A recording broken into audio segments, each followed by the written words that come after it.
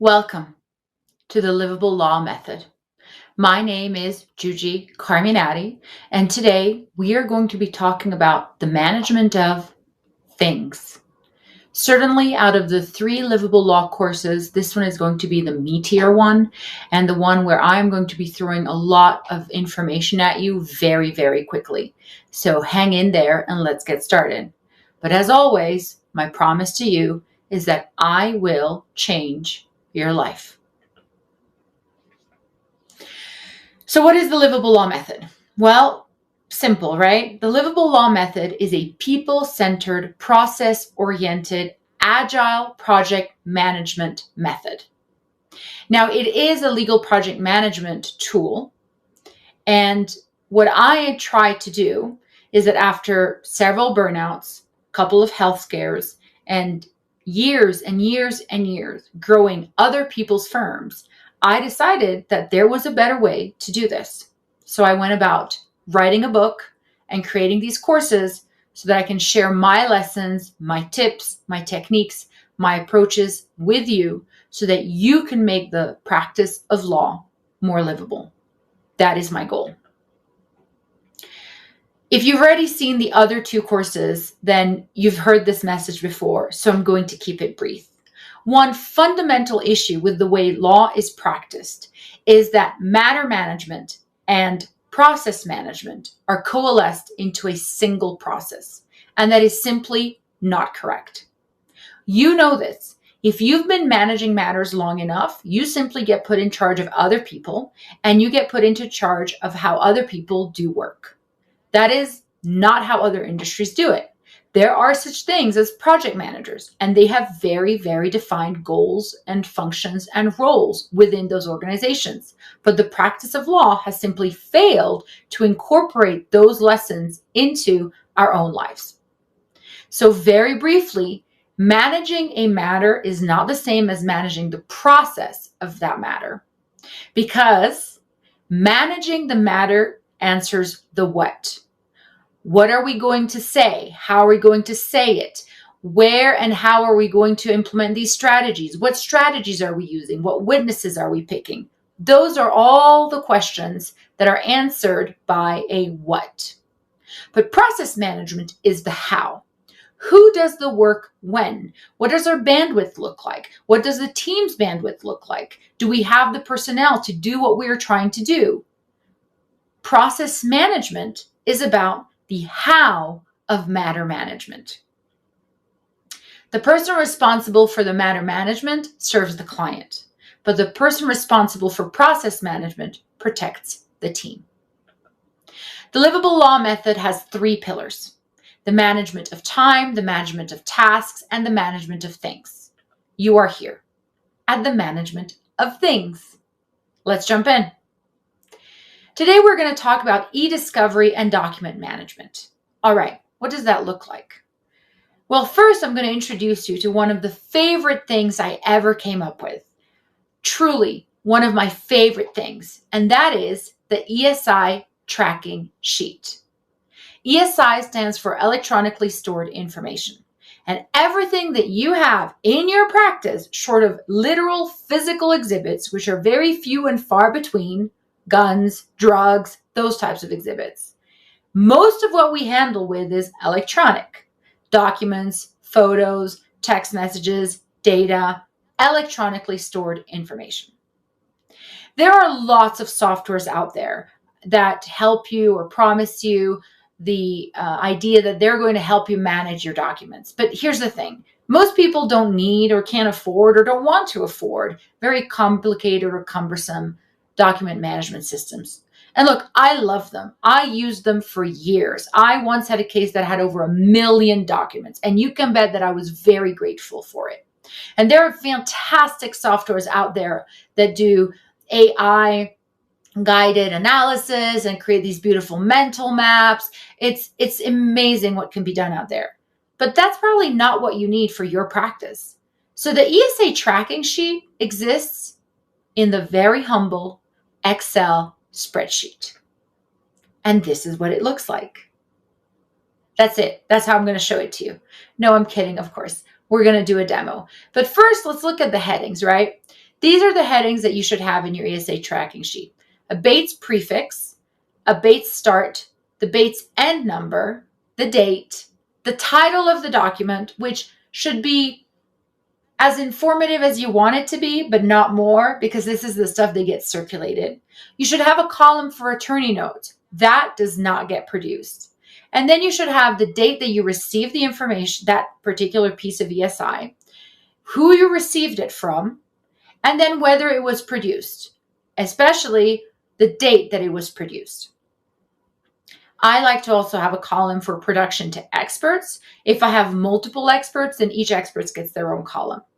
And then I have a column for attorney-client award product, and then a column for redactions.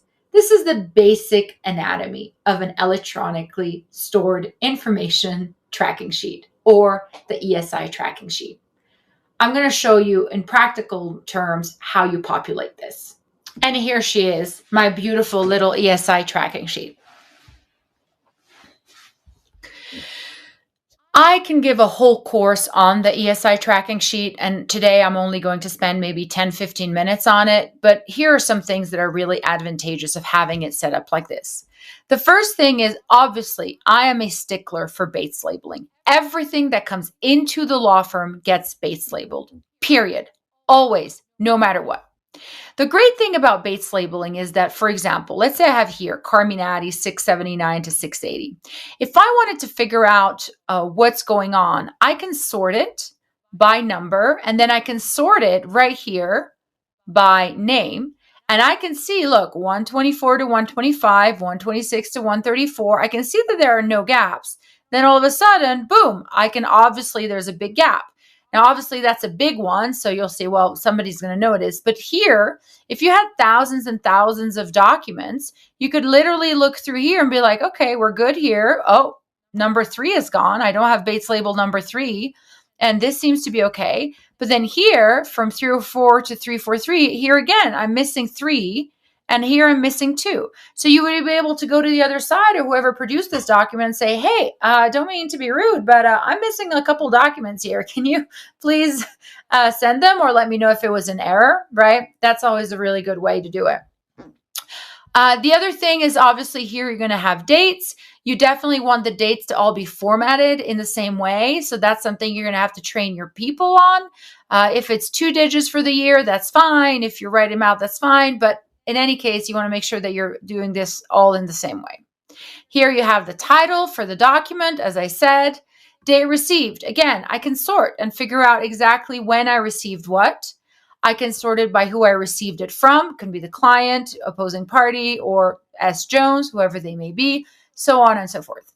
But here's something that's really cool. If I want to say that, look, I think this document, and this document are actually protected by the attorney-client or work product privileges. Privileges. What I would do is I would say, I just want to sort it by the ones that have an X. Boom. If I just do this and I copy paste, I now have a privilege log. Isn't that cool? I think that's so fantastic. And then the other thing that you can do is that we're going to remove all of the attorney-client privilege stuff, is that this can also create your exhibit list right there without your notes.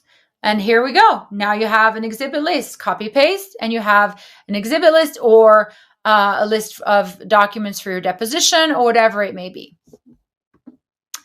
And similarly, if you produce this to your expert, you can say, okay, well, I want to figure out everything that I produced to my expert. I'm going to remove the blanks. And then here you go. I have a beautiful index of everything that was produced to my expert and when it was produced to my expert, which you will have to produce in litigation.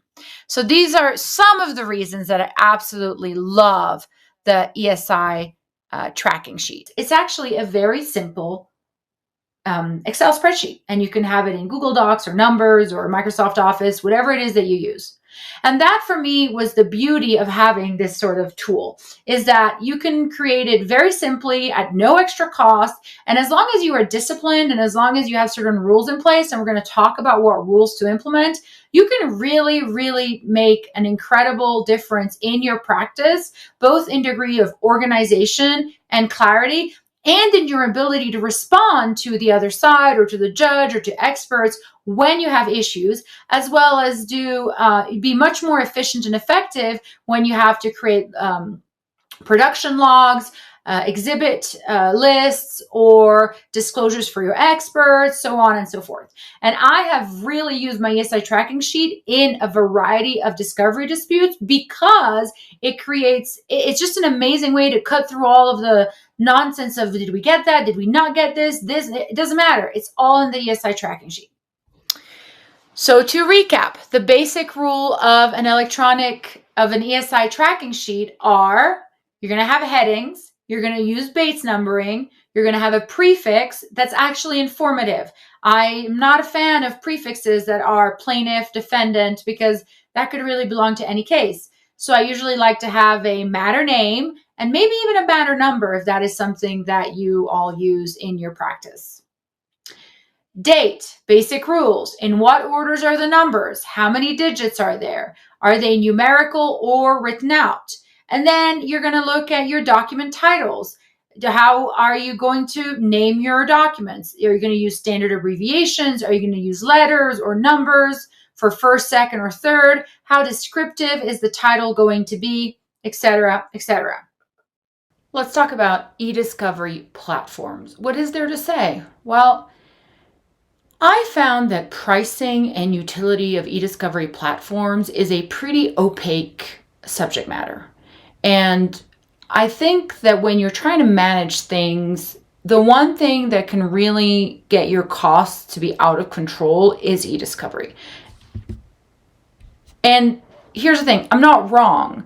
If you go online and you Google, you will find out that e-discovery accounts for about 20 to 50% of litigation costs. Can you imagine? That's a huge chunk of money that's going away in just a hard cost. So I really wanted to include a little primer on what is e-discovery, how can you manage it better, and how can you control the costs that are associated with e-discovery. So first, let's talk about what is an e-discovery platform, because that's a term that's used very generically, but the reality is that an e-discovery platform is a tool that can do many things. It fills many functions, and understanding what those functions are allows you to drill down on what it is that you need for your particular purposes. An e-discovery platform allows you to collect information. So you can have it used to, for example, strip information from cell phones, Slack, online chat functions. Long gone are the days where all you needed to do is go and find a bunch of folders and files, and even that was really time consuming. Right now we are converting information that is actually kept in a bunch of different ways. The first time I was asked to produce a Facebook profile, I had no idea how to do it, right? So understanding how to go in and get that information is something that an e-discovery provider can do and that an e-discovery platform can do for you. The next thing that they're going to do is convert that information for you. So once you've collected the information from all of the different custodians, you're going to have to convert it into, and you're going to hear this a lot, TIFF files. Either TIFF, well, TIFF is the standard. TIFF is a single image of a page. And so that's one thing that can be done and used to certainly be done, and it's certainly done in the big cases. But sometimes you may just need it to be converted to PDF. Now, it raises some issues about the metadata that is inside the file, so maybe that's an issue. But certainly when I was handling family law cases, that did not really come up. And while there was a lot of talk about metadata preservation, the reality is that unless somebody raises the issue of metadata, everyone will just go by the dates of the documents, right? It's not that common that you're going to start having questions about whether a document was created or not at a certain time. So maybe PDF is good enough. So first thing you're going to go to an e-discovery vendor is to ask them if you need it to do a collection. That can be, as I said, cell phones, anything other PDA, iPads, tablets, those kind of things. Those are the ones that tend to be a little more sticky. And then you're going to ask them to convert that data. But those are different tasks, right? The next thing that an eDiscovery platform can do is that they can Bates label for you. Now, I Bates label, easy peasy, and there's various techniques that I've used. I can use PDF. If it's a Word document, the whole document will get a single Bates number. So I've found workarounds over the years. If it was a JPEG, for example, and people would tell me, well, you can't Bates label that until you convert it to a TIFF file, right? Which means that you take the JPEG, which is a photo, you put it in the eDiscovery platform, they convert it to a TIFF, and then which is another photo file, right? Another format, and then they give it a Bates number. And you used to have to do that, but the reality is that it's painstaking, but you can actually manually Bates label. And if you don't have that many photos, I would just give it a unique identifier. It wasn't printed on the actual document when it was produced, but it was certainly inside the file name. And for my purposes, sometimes that was enough and sometimes that wasn't. The next real helpful part of an eDiscovery platform is that it allows you to redact and maintain those redactions, and then have both the copy of the document with the redaction and without the redaction. If you have significant redactions to do, that's one utility of having and using an eDiscovery platform. Next, tagging. Oh my, I spent many hours of my junior associate life tagging documents by the subject matter of the particular document, right? We would see a document and then it would say you had all these tags, and I used to design those lists of tags. Is this financial? Does this relate to this plot or that lot? Is it about this contract? Is it about this particular claim? Is this defense? You can tag the documents. And that certainly is a big utility of having an eDiscovery platform. But take note that if you did not need it for the collection, the conversion, or the Bates labeling, then you would go to an eDiscovery provider and tell them, hey, all I need is to be able to tag and redact, or tag only. And then you take your data off the platform. And I really want to arm you with this information because it allows you to have more intelligent conversations when you're talking to vendors. The other big thing that obviously platforms are fantastic for is analysis. And we're not talking about just the tagging. That was kind of basic. And when it was happening 20 years ago, that was a big thing, but we've moved on. There are now platforms that allow you to basically create mind maps and will use, nowadays you'd call it AI. It would have been modeling language a couple years ago, but you're using algorithms basically to analyze the documents and create maps of what appears where, how, are some topics more prevalent than others, and you can start creating an analysis of the document. It's very powerful, but you have to ask yourself, is that something that I need? And you may not need it. So you would want to know that. Next, obviously, production. Now, I have gone to vendors and told them all I need you for is production. If you have a particularly complex case, if you have particularly complex production needs, that's something you may want to look into. And so you could tell them, look, here are our documents. We're going to upload them for you. Here's our ESI. We're going to upload it and I need you to produce it. Maybe the particular ESI protocol or court order is demanding that production happen in a certain way, in a certain format. That's okay. But again, if you did not need everything upstream from that, you would go to the vendor and tell them, this is my order, this is what I need to comply with. Can you please make sure that my production complies with this? And that's about all you would need. And finally, storage. Here's the thing. We have increasingly large storage capabilities on our own computers. I have a 0.5 terabyte hard drive, which would have been unthinkable 20 years ago, 10 years ago, okay? Maybe 10 years ago, no, but definitely 20, 25 years ago. 0.5 terabyte on my little laptop was a lot. So you want to ask yourself, where do we want to store this information? If you have a place where you can do so safely, and what I mean safely means that you have a hard drive and that hard drive is mirrored, and then that mirror is off on the cloud, so you have 2 or 3 copies of the information, both that you have physically and that are on the cloud, so that if there is any issue anywhere, you have that information backed up multiple times, then maybe you don't need online storage. But maybe you want to go to them and say, look, I want you to be my cloud storage for this data. But again, there is a cost associated with this. And so you have to be careful when you are giving them information, how long you want them to store it for you. And you need to discuss the pricing of that storage solution. So what are you paying for? Well, let's start with the fact that you will be, largely speaking, there are maybe 3 ways that you can look at an e-discovery vendor and a platform. You will be paying for processing information, hosting information, and producing information. And they may or may not charge you for 1 or 2 or those things. They may charge it differently, but these are the questions you should be asking. Well, hold on. How much are you charging me to process the information? And then how much are you asking me to pay to just host it? And then is there a cost associated with producing that information back out again? Usually production, I've seen very often, you get charged for processing it and then storing but not producing, but that's something you need to ask about. So how do you pay for e-discovery? Well, you pay, for instance, by gigabyte of data. So that's how they're going to tell you, we're going to charge you X number of dollars per gigabyte of data. And that can vary widely depending on what they're doing with the data, depending where they're getting it from. It can be from 125 to $6,000 a gigabyte. That's what I've seen online as prices. I've never encountered that, but that's something you have to be really careful about.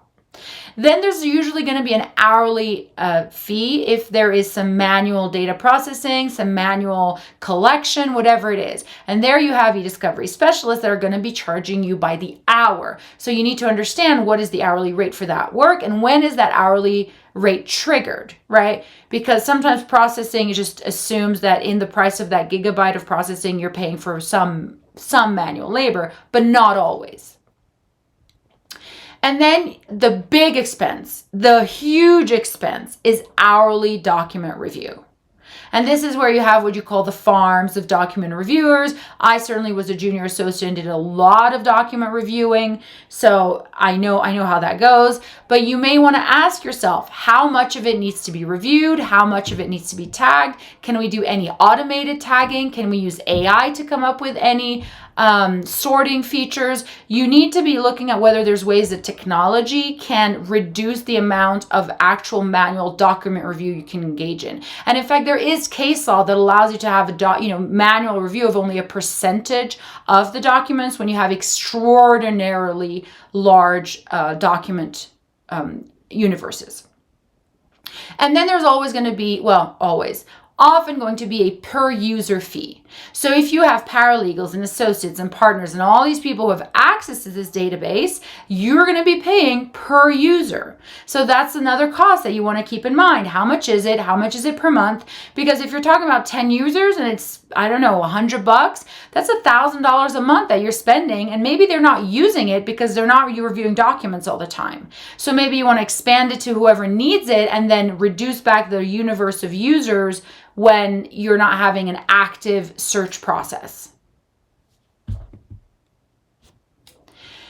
So, to summarize, a very dense and complicated subject. When you are looking at an e-discovery platform, which is fundamentally the management of things in the law, you need to be asking yourself, am I collecting or processing ESI by using this service? Do I want to do evidence hosting? Or do I want evidence hosting and sorting, or just sorting? Because those are going to be very different price points and very different ongoing hard costs. And you will always have to balance the expense versus the utility. The issue is that when e-discovery platforms came on board, and in fact, there's a whole industry of just e-discovery attorneys, and I actually specialized in e-discovery for a while because there was such a need of attorneys who understood how and when to use e-discovery platforms, how to use those tools. So you need to be balanced the expense versus the utility. And in fact, those might change during the very cyclical nature of a case. It might be more important at one point and less important at another point. And those are all things that you need to think about when you are managing things. And if you feel like, whoa, this is a lot, here's the thing. It's a good idea to have a dedicated person that is looking at e-discovery if ESI management is a big part of your practice. If it's not, then you can have associates, other attorneys, partners, staff, whoever it may be, that is doing this as part of their job responsibilities, and you definitely should include some training, and it shouldn't be a part of your onboarding. It should definitely not just be left to, nature, which is kind of the approach now. So definitely there be some thought given to how we're going to manage our ESI and how do we do it in our law firm. But definitely once you start having kind of a bigger universe of ESI, having a dedicated person is not a bad idea. In fact, that's what I pitched to my boss when I was at a law firm. After a while, I said, look, I'm not that into litigation anymore. I'm kind of done. But I would love to be, I think it was director of e-discovery and legal project management. And really, it was really good for the firm because there was somebody who had an eye on the bills, on the vendors, on the SI, on the productions, and that was a value add to the law firm. And then alternatively, you can also ask someone to become or hire someone who is a certified e-discovery specialist. That's a certification you get through ACEDS. I'm an e-discovery specialist. It's not overly onerous as a training. It's not very expensive. It's about $2,000 around there, but it's really helpful because then you'll have somebody who's really on top of it. And it actually gives you a lot of gravitas when you have an attorney who is also an e-discovery specialist, because when it comes down to it, we actually know what we're doing and we can really provide very pointed information and advice. And it's a lot easier for us to talk to the vendors, both on our side and the other side. We can have much more deep and much more technical conversations. And when we go to court, I've certainly found that I am much more credible, and also I'm just much more educated about what it is that e-discovery requires. So that's it. That is my little spiel on e-discovery platforms. I hope it was useful, and now we can jump into the next topic.